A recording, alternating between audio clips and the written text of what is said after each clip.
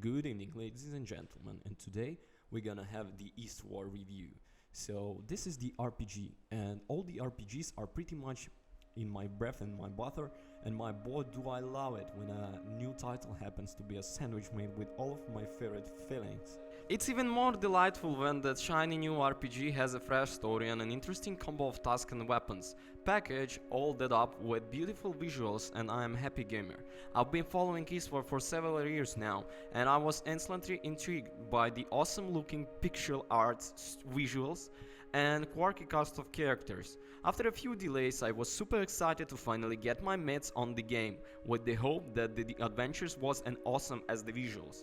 Eastward is set in post-apocalyptic future where humanity has retreated underground to escape from the miasma. The world above is hell, supposedly, and the underground is humanity's only salvation. Eastward focuses on an unlikely duo of characters in John, an ever silent digger, and Sam, a mysterious guild who was found by John in a Death Stranding Ezekiel yellow bubble.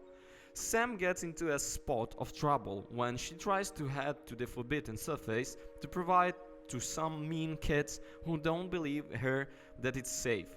John has also to save her by three spanning they are both forced to set out on a journey into the unknown in order to atone for their sins.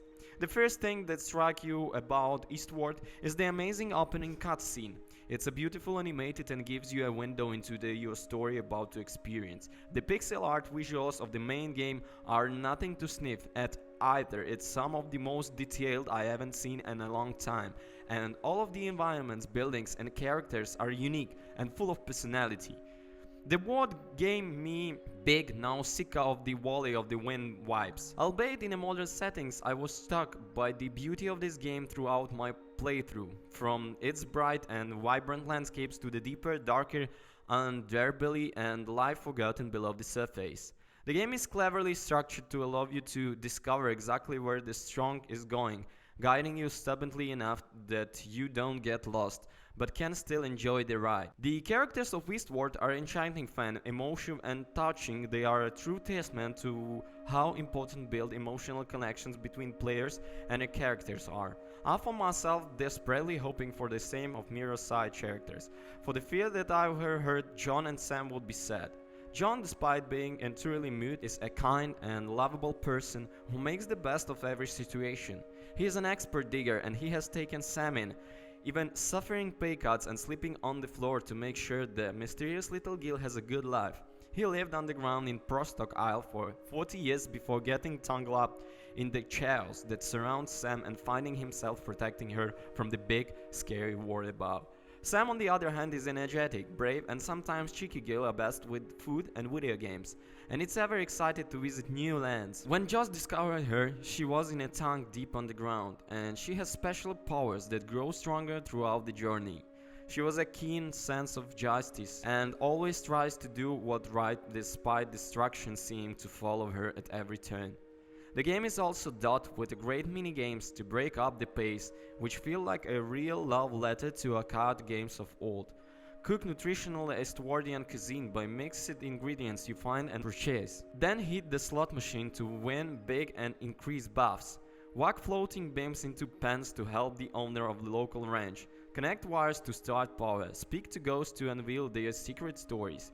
There's even a whole separate game within the game, an old school RPG called Eastbourne. Sam and her friends are huge fans, and you play it by hoping on arcade machines found dotted around the map. You can even collect tokens to win Gachpon pots full of characters from the game series.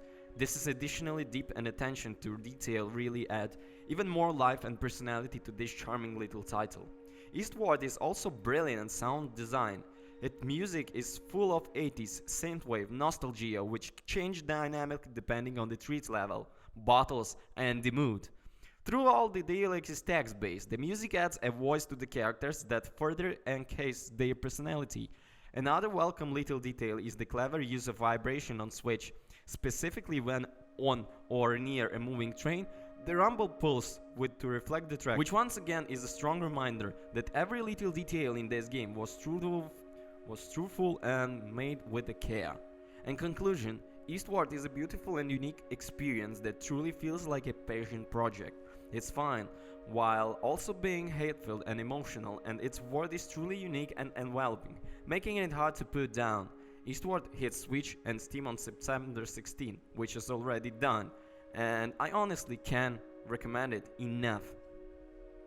Thank you for watching, guys. All the links will be in the description. Please go and buy this game because that's worthy.